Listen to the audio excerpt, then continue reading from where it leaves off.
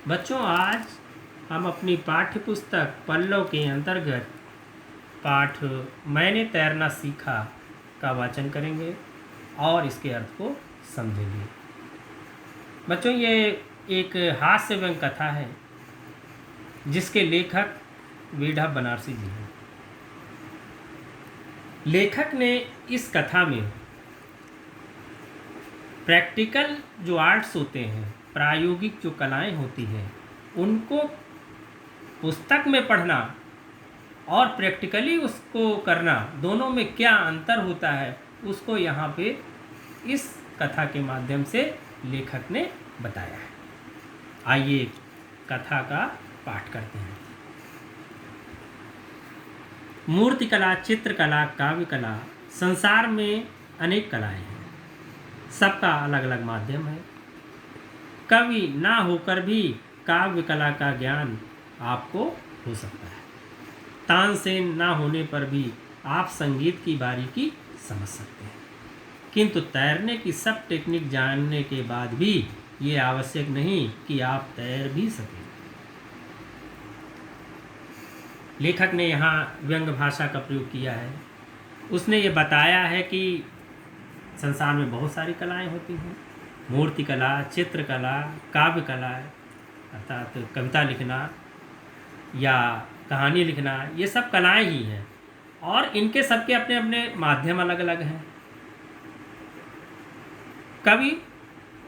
कविता के बारे में जानकारी रखना एक अलग बात है। संगीत की बारीकी भी आप समझ सकते हैं। लेकिन लेखक ने बताया है कि जो तैरना है, तैरने के लिए जरूरी कि टेक्निक जानते हुए भी जरूरी नहीं कि आप तैर सकें। आगे लेखक कहता है, आप किसी पुस्तक में पढ़ लीजिए कि पानी में जब खड़ा होना हो तब आपकी कमर 90 डिग्री का कोण बनाए, आपका हाथ 45 डिग्री का और आपकी आंख 30 डिग्री का।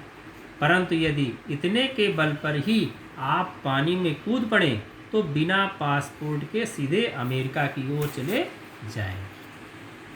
लेखक यहाँ कह रहा है कि पुस्तक में पढ़ना एक अलग चीज़ है कि आपको इतने एंगल पे आपको पानी में कूदना है, इतने एंगल पर आपको हाथ पैर चलाने हैं। लेकिन अगर आपको सही ढंग से तैरना नहीं आता है तो आपके लिए पानी में कूदना खतरनाक भी साबित हो सकता है। यही एक कला है जिसमें पांडित्य तथा क्षमता प्राप्त करने के लिए आपको सशरीर माध्यम में प्रवेश करना पड़ता है। तैरते कहाँ हैं? पानी में तैरते हैं और बिना पानी में घुसे आप तैरना नहीं सीख सकते हैं। मूर्ति बनाने के लिए यदि कोई पत्थर पर सिर टकराए तो मूर्तिकार बनने से पहले उसे कुछ दिन किसी अस्पताल की स्प्रिंगदार चारपाई पर आराम करना होगा। संगीत के स्वरों पर मास्टरी करने के लिए यदि बाजों से आप बजने लगें तो आपको सिफारिश करके किसी ऐसे कारखाने में जाना होगा जिसमें मस्तिष्क की मरम्मत होती है। परंतु इसके पहले कि आप तैरने का खा भी जान सकें, आपको ऐसे जलसे में जाना होगा जहाँ की महफिल जल से ही होती है। कवि का लेखक का यहाँ पे ये कहना है कि तैरने के लिए ज़रूरी है कि आप जल में जाएं और क्या आगे कह रहे हैं कि अपने पानी पल्लों से पानी का परिरंभण करना होगा और जीवन से जीवन की बाजी लगानी होगी। पानी में आप जाएंगे, पानी में हाथ पैर आपको चलाने ही पड़ेंगे, तभी आप तैरना सीख सकते हैं। उत्तर प्रदेश में 2 बहती नदियां हैं, गंगा और यमुना। यमुना के किनारे रहने वाले रासलीला करते हैं और गंगा के तट के निवासी गंगा जी की पूजा के अभ्यासी हो जाते हैं। किंतु तैरना दोनों का जन्मसिद्ध अधिकार माना जाता है। कहते हैं इन दोनों पवित्र सरिताओं का निवासी यदि तैरना ना जानता हो तो वह वैसा ही है जैसे टेम्स के किनारे का रहने वाला बॉल डांस ना जानता, मिसिसिपी के तट का वासी रॉक इन रोल न जानता और राइन का पानी पीने वाला व्याकरण न जानता। लेखक ने यहाँ ये बताया है कि अगर कोई नदी के किनारे रह रहा है, उसको तैरना ना आए, तो उसकी बहुत बड़ी अयोग्यता मानी जाती है।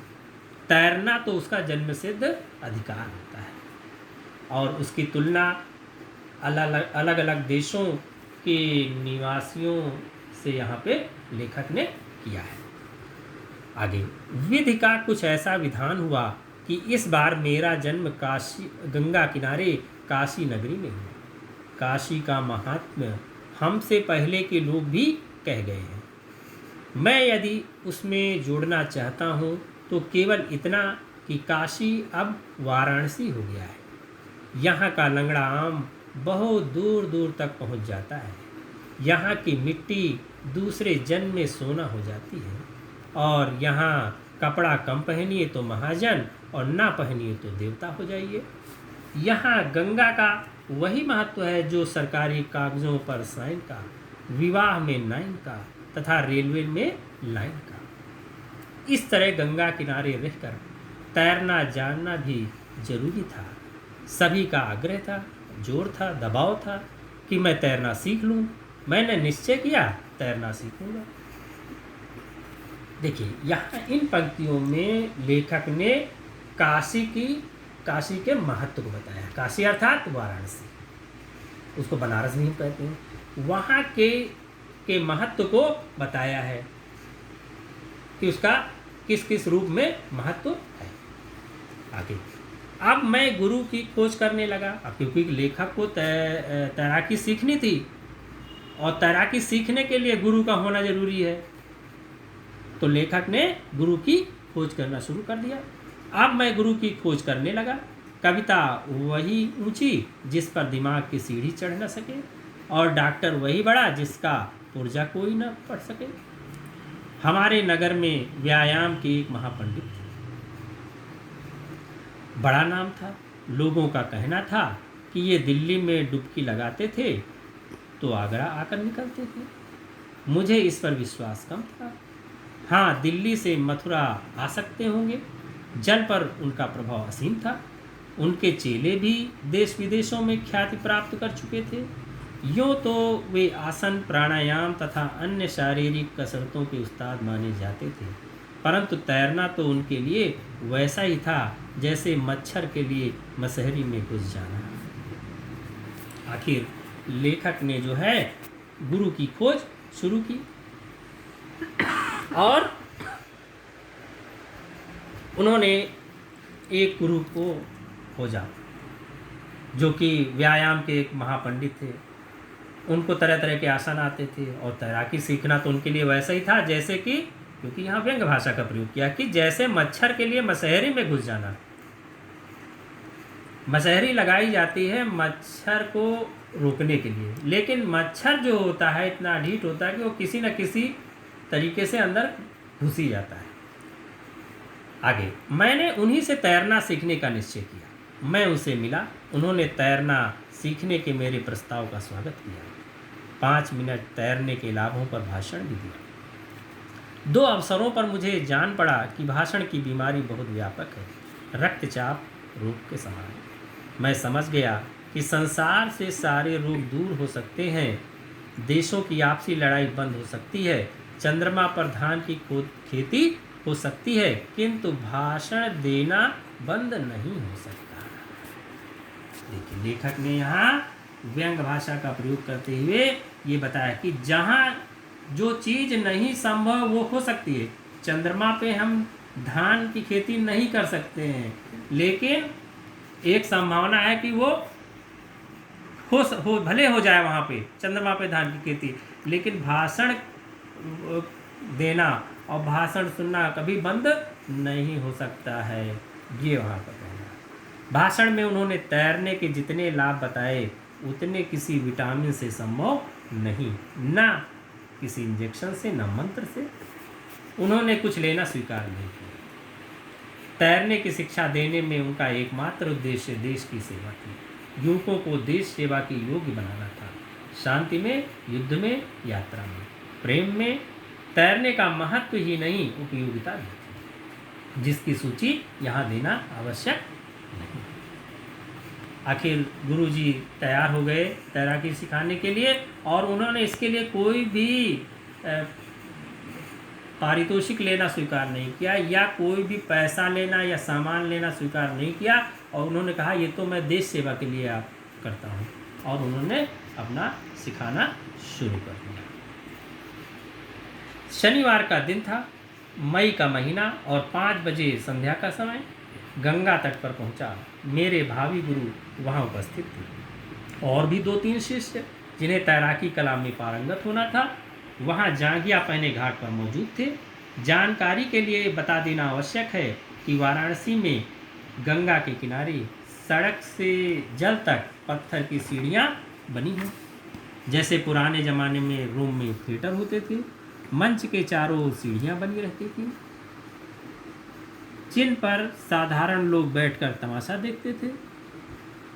पानी के ऊपर सीढ़ियों पर बैठकर लोग मालिश कराते हैं, हजामत बनवाते हैं। सवेरे 12 महीनों और गर्मी के दिनों में संध्या को भी यहाँ युवक और युवती, बालक और बालिका, वृद्ध और वृद्धा एकत्र रहते हैं। वाराणसी में इसका वही महत्व है जो कोलकाता में चौरंगी का, मुंबई में चौपाटी का, लखनऊ में हजरतगंज का और दिल्ली में कनाट सर्कस का। देखिए यहाँ पे इन पंक्तियों में जो लेखक ने वाराणसी में जो गंगा तट है उनका क्या महत्व है, गंगा के किनारे का जो वर्णन है वो इन पंक्तियों में लेखक ने किया है, और उसको देश के और दुनिया के अलग अलग शहरों में जो घूमने के जो स्पॉट हैं उनसे उनकी तुलना की है।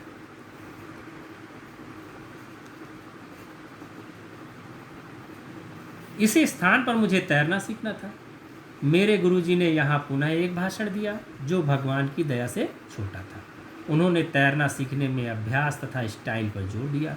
बोले, जो महत्व सरकार के यहाँ फाइल का, शरीर में बाइल का और उससे अधिक महत्व तैरने में स्टाइल का है। इतना कहने के बाद उन्होंने आज्ञा दी, पानी में उतरिए। गुरुजी ने ये बताया, देखिए यहाँ पे कि तैरने में स्टाइल का महत्व है। किस तरह महत्व है, जैसे सरकार के यहाँ फाइल का, कोई भी सरकारी काम होना है तो फाइल के बिना नहीं हो सकती। और शरीर में बाइल का, पित्त जो होता है वो शरीर के पाचन तंत्र को फिट रखता है। अगर पित्त गड़बड़ हुए तो शरीर गड़बड़ हो जाएगा। इसीलिए उन्होंने इन चीज़ों का यहाँ पे उससे तुलना की है। मुझे उस समय जल से भी भय लगने लगा, किंतु मैंने साहस बटोरा और पानी में उतरने लगा। मेरी गति से, मेरे हाव भाव से, मेरे चेहरे की भाव भंगिमा से लोगों को ये जान पड़ा होगा कि मेरे मन में भय अटखेलियाँ कर रहा है, क्योंकि सभी की आंखें मेरी ओर इस प्रकार देख रही थी मानो मनुष्य नहीं, कोई चिड़ियाघर का निवासी तैरने जा रहा है। जब कोई पहली बार तैरने जाता है तो उसकी भाव भंगिमा और उसको देखने वालों की भाव भंगिमा, उसके भाव क्या होते हैं, वो लेखक ने यहाँ पे बताया है। एक के बाद एक मेरे पांव पानी में धंसे, मैं उतरता गया। सामने गंगा जल फैला था, जैसे स्फटिक का विशाल पर्दा बिछा हो। दाहिने और बाएं पानी पानी, मंद गति से धारा बहती चली जा रही थी, जैसे कोई विशाल अजगर रेंग रहा हो। मैंने देखा पश्चिम में सूर्य मुझ पर ही मुस्करा रहा है। देखिए, जब पानी में लेखक उतरा तो उसको गंगा जल कैसा लगा, उसको पहली चीज तो उसको ये लगा जैसे कि स्फटिक क्या होती है, विशेष प्रकार का पत्थर होता है, चमकीला पत्थर, जैसे उसका कोई विशाल पर्दा जो है बिछा हो स्फटिक का।